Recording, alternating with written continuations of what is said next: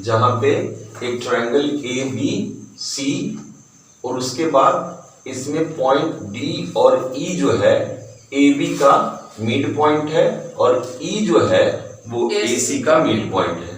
तो यदि ऐसा हो कि if D and E are mid point of A B and A C, यदि ऐसा होगा तब क्या होगा, डीई, ये लाइन डीई जो है वो बीसी के पैरेलल होगा। उसके बाद जो डीई है वो बीसी का क्या होगा, हाफ भी होगा। हमें ये दो चीजें इसमें क्या करनी है, प्रूफ करनी है। यही हमारा है टू प्रूव, ठीक है। ये याद रखेंगे कि हमें यही प्रूव करना है और इसी थ्योरम को हम लोग कहते हैं मिड पॉइंट थ्योरम, ठीक है। तो इसको करने के पहले सबसे पहले आपको एक छोटा सा काम करना है। वो काम ये होगा कि आप जो डी जितना दिया हुआ है उतना ही इस लाइन को आगे की तरफ प्रोड्यूस कर दीजिए। आगे की तरफ इसको क्या कीजिए, बढ़ाइए। कहने का मतलब हम लोग 9th क्लास में ही पढ़ चुके हैं कि किसी भी टर्मिनेटेड लाइन को आगे बढ़ाया जा सकता है। टर्मिनेटेड मतलब जो रुक गया है, हाँ, हम उसको आगे की तरफ बढ़ा सकते हैं। तो इस लाइन को आगे बढ़ाया और बढ़ा करके इसको यहाँ पे मिला दिया, ठीक है। तो इसको हम लोग लिख लेते हैं F और हमारा यहां से स्टार्ट होगा काम कंस्ट्रक्शन, यानी कि जो आपने किया, बनाया, बनावट दिया, वो आपको मेंशन करना पड़ेगा। वो क्या कंस्ट्रक्शन में हमने किया, डीई इज प्रोड्यूस्ड, क्या लिखेंगे, DE is produced up to F and join CF। आपको क्या करना है, DE को F तक प्रोड्यूस करके CF को ज्वाइन कर देना है। जैसे ही ज्वाइन करते हैं तो आप ले लेते हैं in triangle ADE and triangle ADE लिया CFE, ट्रायंगल CFE। क्या आपको ये दोनों ट्रायंगल दिख रहे हैं, कहां पे है, यस कहां है, ADE ऊपर में आ गया और CFE यहां आ गया। इन दोनों में एक चीज देखेंगे कि ये वाला जो हमारा पार्ट है, ये पार्ट हमारा क्या है, वर्टिकली अपोजिट एंगल होगा। तो आप इसमें कहेंगे AED is equal to CEF vertically opposite angle, clear. अच्छा, अभी हमने ये लिया है कि DE is equal to EF, कहां से, एज्यूमिंग है, हमने ऐसा माना है, ठीक है। अब इसके बाद हम ये लिख सकते हैं कि AE is equal to EC, क्योंकि ये तो गिवन है, दिया गया। तो हम लोग यदि कॉन्ग्रुएंसी का इस्तेमाल करना चाहें तो उसकी क्राइटेरिया के अनुसार दो साइड के बीच में एंगल आ रहा है, तो आप यहां पे मेंशन कर सकते हैं क्या, बाई SAS। ये जो दोनों ट्रायंगल हम लोगों ने यहां पर मेंशन किया था, इन दोनों ट्रायंगल को आप क्या बता सकते हैं, ये कॉन्ग्रुएंट हैं। कैसे, triangle ADE is congruent to triangle CEF। ये दोनों हमारे ट्रायंगल कॉन्ग्रुएंट हो गए।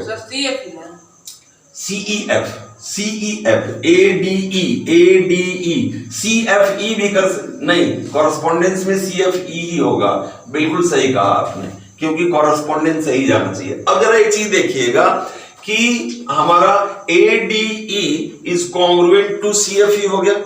इससे फायदा हमको क्या मिलने वाला है, फायदा मिलने वाला है कि ये वाला लाइन और ये वाला लाइन इक्वल हो जाएगा। आप लिख सकते हैं यहां पर AD is equal to CF, that is said to be CPCT, है ना। And again this angle and this angle will be equal, that means आपका DAF या DAE इज इक्वल टू हो जाएगा FCE, क्या, FCE, जिसको हम लोग क्या बोल सकते हैं, अल्टरनेट। तो इस हिसाब से यदि ये अल्टरनेट एंगल इक्वल हो गया तब तो ये लाइन पैरेलल हो गया, है ना। यदि कहीं अल्टरनेट मिलता है तो वो लाइन पैरेलल होते हैं। सो आप लिख सकते हैं कि AD is parallel to CF होगा। AD is parallel to CF। जब आपको AD is parallel to CF मिल रहा है तो लाइन के बढ़ा देने से कोई फर्क नहीं पड़ेगा, तब आप लिख सकते हैं कि AB is parallel to CF। इसी चीज को AB is parallel to CF, ये भी हो गया। फिर हम उसको काट दें, यदि पूरा लाइन पैरेलल है तो पार्ट भी पैरेलल होगा, means DB is parallel to CF। क्या DB is parallel to CF। ये दोनों भी हमारे क्या हो गए, इक्वल हो गए। नाउ इसके बाद अब क्या होगा, DB is parallel to CF। अब हम इसको इक्वल भी कर सकते हैं, means DB is equal to क्या हो जाएगा आपका CF। आपको यहां पर एक चीज देखने को मिल गया, क्या कि हमारा opposite side equal and parallel है। क्या लिखेंगे, pair of opposite sides equal and क्या पैरेलल, है ना। देयरफॉर आप इसको कह सकते हैं, देयरफॉर हमारा DBCF क्या DBCF इज पैरेललोग्राम। तब हमारा ये पूरा क्या हो जाएगा, पैरेललोग्राम हो जाएगा। ठीक है, तो हमने क्या देखा कि DBCF आपका क्या है, पैरेललोग्राम। तो यहाँ पे मेंशन कर लेंगे कि सिंस माने चूंकि सिंस DBCF इज क्या है, पैरेललोग्राम।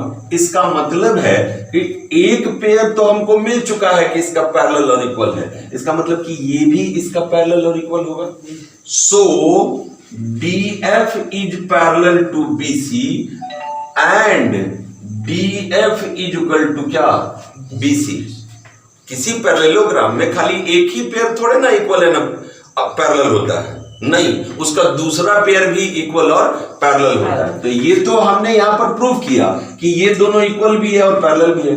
तो पैरेललोग्राम है तो इसका मतलब ये दोनों भी इक्वल होगा और क्या होगा, पैरेलल होगा। तो लिख लिए DF is parallel to BC and DF is equal to BC।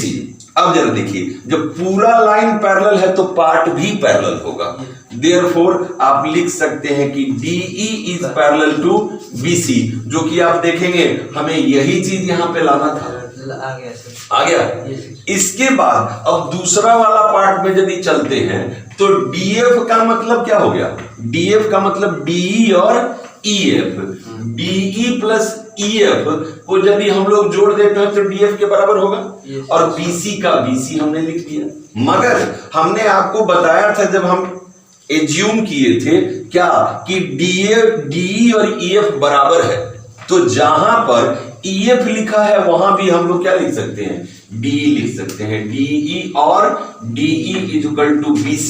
यहां पर एक चीज मेंशन कर दो कि DE इज इक्वल टू आपका क्या है, EF है। तो जहां EF था वहां भी हम DE लिख सकते हैं। तब तक दोनों को जोड़ेंगे तो हो जाएगा 2DE is equal to BC।